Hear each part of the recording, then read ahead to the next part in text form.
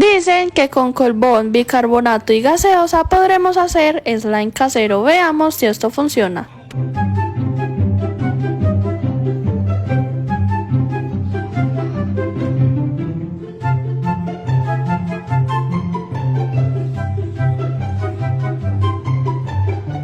Así que lo dejaré en la nevera.